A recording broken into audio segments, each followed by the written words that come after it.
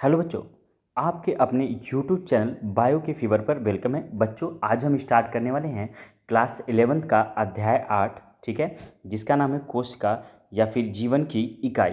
ठीक है, तो इसमें बहुत ही महत्वपूर्ण चैप्टर है बच्चों, तो इस चैप्टर को आप अच्छे से पढ़िएगा। इसको हम छोटे छोटे पार्ट्स में पढ़ेंगे, कई पार्ट में पढ़ेंगे। तो बच्चों, जब ये चैप्टर पूरा का पूरा कंप्लीट होगा तो मैं आपको हैंड रिटन नोट्स इसके प्रोवाइड करूँगा। तो बच्चों, आज हम स्टार्ट करने वाले हैं कोशिका के फर्स्ट पार्ट को, यानी अध्याय 8 को हम 4 से 5 भागों में पढ़ेंगे। आज जो स्टार्ट होगा वो पहला भाग स्टार्ट होगा। तो आइए स्टार्ट करते हैं आज के अपने टॉपिक को स्टार्ट करने से पहले बच्चों, अगर आप नए हैं तो चैनल को अभी तक आपने सब्सक्राइब नहीं किया तो चैनल को जरूर सब्सक्राइब करें और वीडियो को ज़्यादा से ज़्यादा शेयर करें, ठीक है, और साथ ही बेल आइकन को प्रेस करें ताकि जैसे कोई नई वीडियो अपलोड हो वो आप तक पहुँच जाए।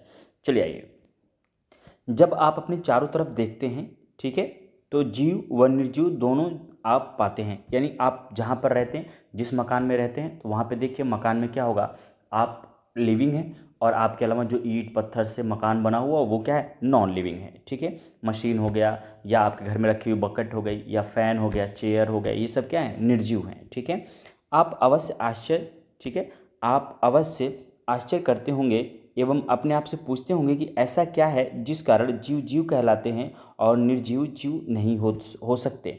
यानी ऐसा क्या कारण है कि निर्जीव, आपसे ये पूछा जा रहा है, कहा जा रहा है कि आप खुद से ये पूछते होंगे कि निर्जीव जो है वो निर्जीव क्यों है और जीव क्यों जीव है।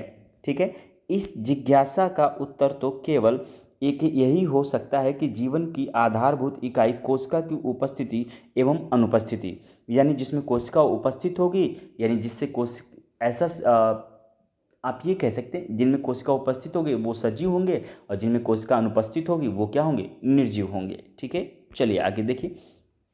सभी जीवधारी कोशिकाओं से बने होते हैं। जितने भी जीवधारी लिविंग होते हैं, वो सजीव होते हैं, वो सारे किससे बने होते हैं, कोशिकाओं से बने होते हैं। इनमें से कुछ जीव एक कोशिका से बने होते हैं, जिन्हें एक कोशिका कहते हैं, यानी प्रोकैरियोटिक कहते हैं, और जिन्हें एक कोशिकीय जीव कहते हैं। जबकि दूसरे हमारे जैसे अनेक कोशिकाओं से मिलकर बने होते हैं, जिन्हें हम बहुकोशिकीय जीव कहते हैं या फिर यूकैरियोटिक कोशिका कहते हैं। तो ये इस पैराग्राफ में आपको ये समझना है कि जितनी भी अर्थ पे जीवधारी हैं सभी कोशिकाओं से बने होते हैं। इनमें कुछ जीव जो होंगे एक कोशिका से बने होंगे, इसलिए उनको एक कोशिकीय कहेंगे, और कुछ हमारे जैसे होंगे जो बहुकोशिकीय से बने होंगे, इसलिए उनको क्या कहेंगे, बहुकोशिकीय जीव कहते हैं। जो एक कोशिकीय जीव बने होते हैं उनको प्रोकैरियोटिक, जो बहुकोशिकीय बने होंगे उन्हें यूकैरियोटिक कहते हैं। अगला क्वेश्चन बच्चों यहाँ पे दे रहा है कि कोशिका क्या है। कोशिका क्या है, इसके बारे में कैसे आप समझेंगे, कोशिका क्या है, कैसे बनी, इन सब चीज़ों के बारे में डिस्कस करेंगे। देखिए, कोशिका जीवधारी स्वतंत्र अस्तित्व यापन या जीवन के सभी आवश्यक कार्य करने में सक्षम होते हैं। ये ध्यान रखना है कि कोशिकीय जीवधारी स्वतंत्र यानी फ्री अस्तित्व यापन व जीवन के सभी आवश्यक कार्य करने में सक्षम होते हैं। कोशिका के बिना, ठीक है, कोशिका के बिना किसी का भी स्वतंत्र जीव अस्तित्व नहीं हो सकता। यानी बिना कोशिका के आप किसी के जीवन की परिकल्पना नहीं कर सकते। इस कारण जीव के लिए कोशिका ही मूलभूत से संरचनात्मक व क्रियात्मक इकाई होती है। यानी चाहे स्ट्रक्चरल बात करें चाहे फंक्शनल बात करें, सारी की सारी जो होगी वो कोशिका ही मूलभूत इकाई होती है। ठीक है, एंटोन वॉन ल्यूवेनहॉक ने पहली बार कोशिका को देखा और इसका वर्णन किया था। यानी सबसे पहले जो कोशिका के बारे में डिस्कवरी की थी वो किसने की थी, यानी बताया था, सॉरी डिस्कवरी नहीं, जिसने बताया था उनका नाम था एंटोन वॉन ल्यूवेनहॉक।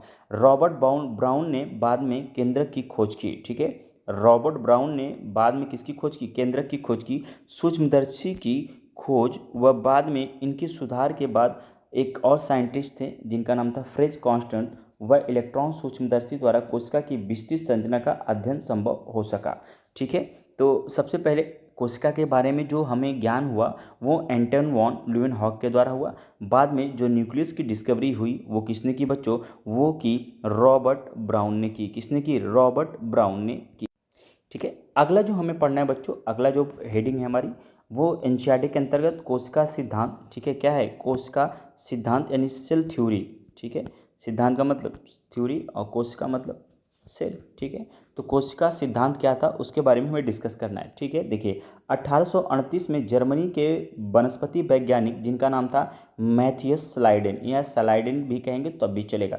1838 में जर्मनी के वनस्पति वैज्ञानिक मैथियस स्लाइडेन ने बहुत सारे पौधों के अध्ययन के बाद पाया कि पौधे विभिन्न प्रकार की कोशिकाओं से मिलकर बने होते हैं। ठीक है, किससे? विभिन्न प्रकार के कोशिकाओं से मिलकर बने होते हैं, जो पौधों में ऊतकों का निर्माण करते हैं। किसका निर्माण करते हैं? पौधों में ऊतकों का निर्माण करते हैं।